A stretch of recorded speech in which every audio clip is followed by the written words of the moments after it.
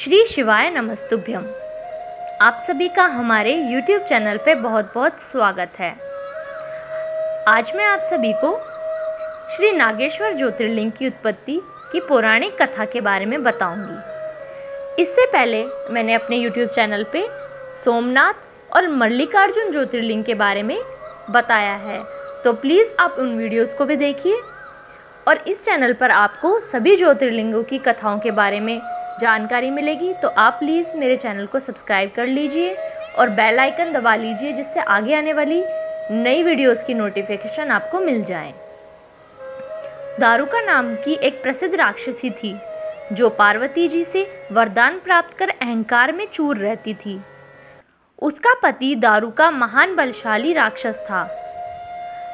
उसने बहुत से राक्षसों को अपने साथ लेकर समाज में आतंक फैलाया हुआ था।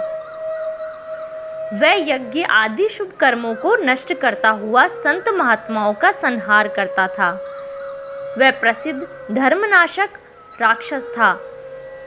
पश्चिम समुद्र के किनारे सभी प्रकार की संपदाओं से भरपूर 16 योजन विस्तार पर उसका एक वन था, जिसमें वह निवास करता था। दारुका जहाँ भी जाती थी, वृक्षों तथा विविध उपकरणों से सुसज्जित वह वन भूमि अपने विलास के लिए साथ साथ ले जाती थी। महादेवी पार्वती ने उस वन की देखभाल का दायित्व दारुका को ही सौंपा था, जो उनके वरदान के प्रभाव से उसके ही पास रहता था। उससे पीड़ित आम जनता ने महर्षि औरव के पास जाकर अपना कष्ट सुनाया। शरणागतों की रक्षा का धर्म पालन करते हुए महर्षि औरव ने राक्षसों को शाप दिया। उन्होंने कहा कि जो राक्षस इस पृथ्वी पर प्राणियों की हिंसा और यज्ञों का विनाश करेगा, उसी समय वह अपने प्राणों से हाथ धो बैठेगा। महर्षि औरव द्वारा दिए गए श्राप की सूचना जब देवताओं को मालूम हुई, तब उन्होंने दुराचारी राक्षसों पर चढ़ाई कर दी। राक्षसों पर भारी संकट आ पड़ा। यदि वे युद्ध में देवताओं को मारते हैं तो शाप के कारण स्वयं मर जाएंगे, और यदि उन्हें नहीं मारते हैं तो पराजित होकर स्वयं भूखों मर जाएंगे। उस समय दारुका ने राक्षसों को सहारा दिया और भवानी के वरदान का प्रयोग करते हुए वह संपूर्ण वन को लेकर समुद्र में जा बसी। इस प्रकार राक्षसों ने धरती को छोड़ दिया और निर्भयता पूर्वक समुद्र में निवास करते हुए वहां भी प्राणियों को सताने लगे। एक बार धर्मात्मा और सदाचारी सुप्रिय नामक शिव भक्त वैश्य था। जब वह नौका पर सवार होकर समुद्र में जलमार्ग से कहीं जा रहा था, उस समय दारुक नामक एक भयंकर बलशाली राक्षस ने उस पर आक्रमण कर दिया। राक्षस दारुक ने भी सभी लोगों सहित सुप्रिय का अपहरण कर लिया और अपनी पुरी में ले जाकर उसे बंदी बना लिया। चूँकि सुप्रिय शिवजी का अनन्य भक्त था, इसलिए वह हमेशा शिवजी की आराधना में तन्मय से लगे रहते थे। कारागार में भी उनकी आराधना बंद नहीं हुई और उन्होंने अपने अन्य साथियों को भी शिवजी की आराधना के प्रति जागरूक कर दिया। वे सभी शिव भक्त बन गए। कारागार में शिव भक्ति का भी बोलबाला हो गया। जब इसकी सूचना राक्षस दारुक को मिली तो वह क्रोध में उबल उठा। उसने देखा कि कारागार में सुप्रिय ध्यान लगाए बैठा है, तो उसे डांटते हुए बोला, वैश्य, तू आंखें बंद करके मेरे विरुद्ध कौन सा षड्यंत्र रच रहा है? वह जोर जोर से चिल्लाता हुआ धमका रहा था। इसका उस पर कुछ भी प्रभाव ना पड़ा। घमंडी राक्षस दारुक ने अपने अनुचरों को आदेश दिया कि इस शिव भक्त को मार डालो। अपनी हत्या के भय से भी सुप्रिय डरे नहीं और वह भयहारी संकटमोचन भगवान शिव को पुकारने में ही लगे रहे। देव, आप ही हमारे सर्वस्व हैं, आप ही मेरे जीवन और प्राण हैं। इस प्रकार सुप्रिय वैश्य की प्रार्थना को सुनकर भगवान शिव एक बिल से प्रकट हो गए। उनके साथ ही 4 दरवाजों का एक सुंदर मंदिर प्रकट हुआ। उस मंदिर के मध्य भाग में एक दिव्य ज्योतिर्लिंग प्रकाशित हो रहा था तथा शिव परिवार के सभी सदस्य भी उसके साथ विद्यमान थे। वैश्य सुप्रिय ने शिव परिवार सहित उस ज्योतिर्लिंग का दर्शन और पूजन किया।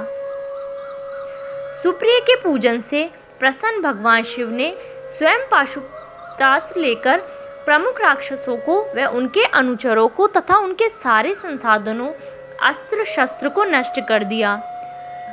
लीला करने के लिए स्वयं शरीर धारण करने वाले भगवान शिव ने अपने भक्त सुप्रिय आदि की रक्षा करने के बाद उस वन को भी यह वर दिया कि आज से इस वन में ब्राह्मण, क्षत्रिय, वैश्य तथा शूद्र इन चारों वर्णों के धर्मों का पालन किया जाएगा। इस वन में शिव धर्म के प्रचारक श्रेष्ठ ऋषि मुनि निवास करेंगे और यहाँ तामसिक दुष्ट राक्षसों के लिए कोई स्थान न होगा। राक्षसों पर आए इसी भारी संकट को देखकर राक्षसी दारुका ने दीन भाव से देवी पार्वती की स्तुति की। उसकी प्रार्थना से प्रसन्न माता पार्वती ने पूछा, बताओ मैं तेरा कौन सा प्रिय कार्य करूं? दारुका ने कहा, माँ आप मेरे कुल की रक्षा करें। पार्वती ने उसके कुल की रक्षा का आश्वासन देते हुए भगवान शिव से कहा, नाथ आपकी कही हुई बात इस युग के अंत में सत्य होगी, तब तक यह तामसिक सृष्टि भी चलती रहे, ऐसा मेरा विचार है। माता पार्वती शिव से आग्रह करती हुई बोली कि मैं भी आपके आश्रय में रहने वाली हूँ, आपकी ही हूँ, इसलिए मेरे द्वारा दिए गए वचन को भी आप प्रमाणित करें। यह राक्षसी दारुका राक्षसियों के में बलिष्ठ मेरी ही शक्ति तथा देवी है, इसलिए यह राक्षसों के राज्य का शासन करेगी। ये राक्षसों की पत्नियां अपने राक्षस पुत्रों को पैदा करेंगी जो मिलजुल कर इस वन में निवास करेंगे, ऐसा मेरा विचार है। माता पार्वती के उक्त प्रकार के आग्रह को सुनकर भगवान शिव ने उनसे कहा, प्रिय तुम मेरी भी बात सुनो। मैं भक्तों का पालन तथा उनकी सुरक्षा के लिए प्रसन्नता पूर्वक इस वन में निवास करूंगा। जो मनुष्य वर्णाश्रम धर्म का पालन करते हुए श्रद्धा भक्ति पूर्वक मेरा दर्शन करेगा वह चक्रवर्ती राजा बनेगा। कलयुग के अंत में तथा सतयुग के प्रारंभ में महासेन का पुत्र वीरसेन राजाओं का महाराजा होगा। वह मेरा परम भक्त तथा बड़ा पराक्रमी होगा। जब तक वह इस वन में आकर मेरा दर्शन करेगा उसके बाद वह चक्रवर्ती सम्राट हो जाएगा।